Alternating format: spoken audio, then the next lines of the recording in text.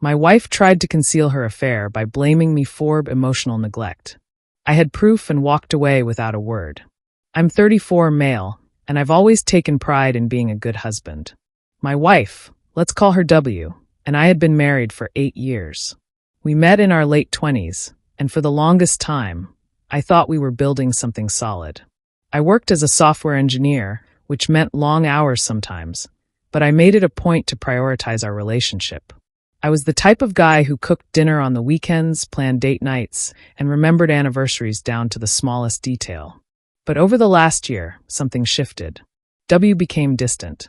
She stopped asking about my day, started spending more time on her phone, and was constantly busy with friends I'd never heard of before. At first, I thought she was stressed. Maybe work was getting to her, or she was going through something she didn't want to share just yet. I gave her space, thinking it would help. It didn't. The first red flag came about 6 months ago. She started accusing me of being emotionally unavailable. "You're always working," she said one night after dinner. "You don't listen to me anymore." I was taken aback. "What do you mean? I've always been here for you." "You're here," she snapped, "but you're not present. I feel like I'm doing this marriage alone." Her words stung. I knew I wasn't perfect, but I genuinely believed I'd been putting in the effort. Still, I apologized and promised to do better. I started leaving work early when I could, planned a surprise weekend getaway, and made sure to check in with her throughout the day. But no matter what I did, it felt like she was already halfway out the door. The turning point came when I found a strange charge on our joint credit card statement. It was from a hotel in a part of town neither of us had any reason to visit. I asked her about it casually, trying not to jump to conclusions. "Oh, that," she said, her tone dismissive. "It was for a friend. She needed a place to stay, and I helped her out." Something about the way she said it didn't sit right with me, but I didn't press further. I wanted to believe her. I wanted to trust her. But the nagging feeling in my gut wouldn't go away. A few weeks later, I noticed she was texting someone constantly. When I asked who it was, she rolled her eyes.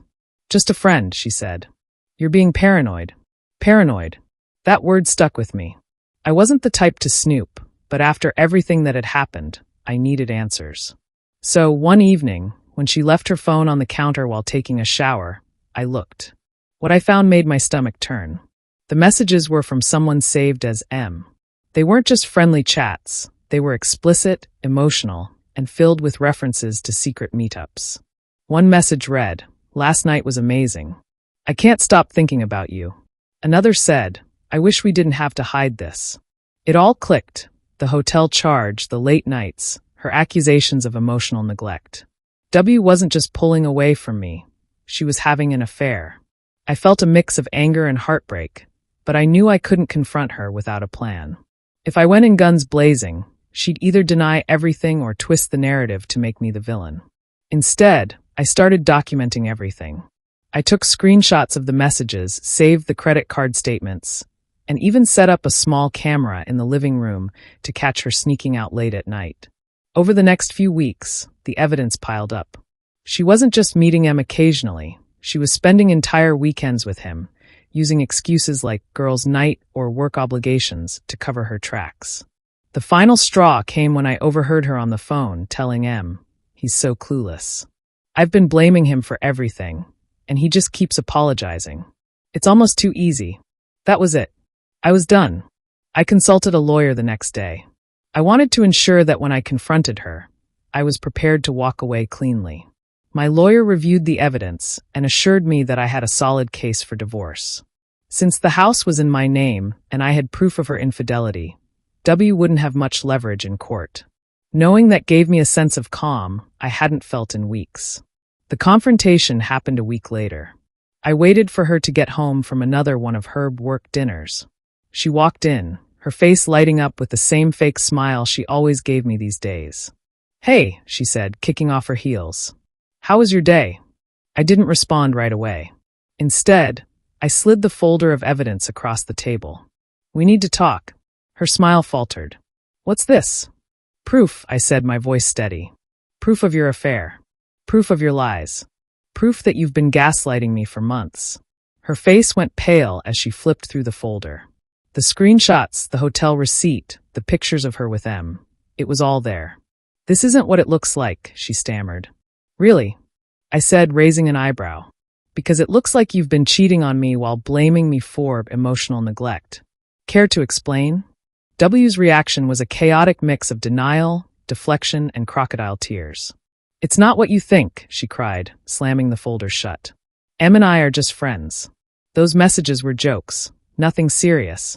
Jokes, I repeated, my voice calm despite the anger bubbling inside me. So, sneaking off to hotels and telling him you love him is just a joke? Don't insult my intelligence. She shifted tactics. Fine, she snapped. I made a mistake, okay? But you pushed me to this. You've been so distant, so cold.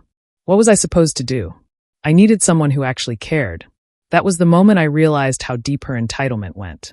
Not only was she refusing to take responsibility, but she was still trying to frame this as my fault. Don't you dare try to blame me for your affair, I said, my voice rising.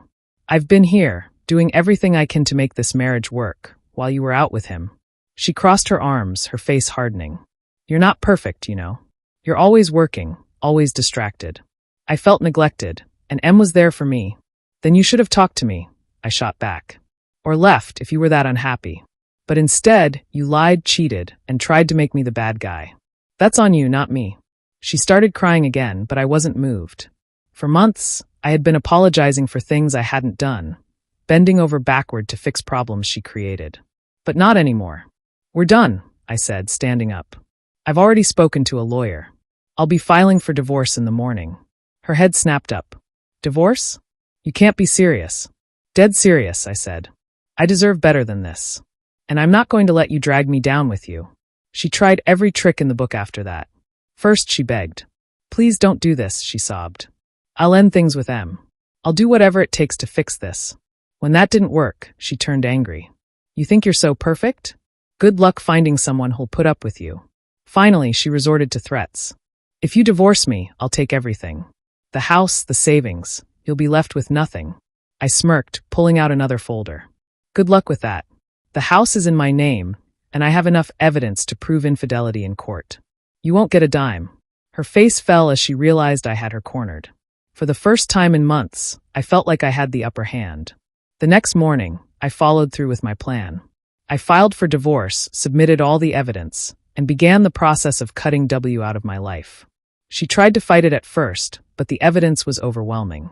Her lawyer must have advised her to back down because she eventually agreed to a settlement that left her with nothing more than her personal belongings. The house, the savings, and my peace of mind all stayed intact. In the weeks that followed, she tried reaching out to reconcile. She left tearful voicemails, sent long-winded emails, and even showed up at my office once. I made a mistake, she said, blocking the entrance to my car. Please, can't we just talk? I didn't even bother engaging. We're done, W, I said firmly. You made your choices. Now you have to live with them. The final bit of closure came when I found out that M had dumped her shortly after our separation.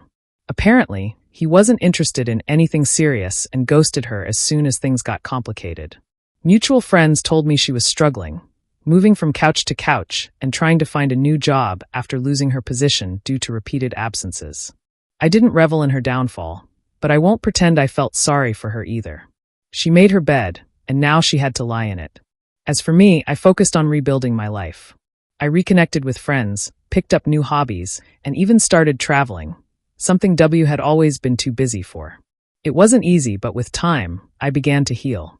The experience taught me a lot about boundaries, self-respect, and the importance of trusting your instincts. If there's one takeaway from all of this, it's that no one deserves to be made to feel small or blamed for someone else's mistakes.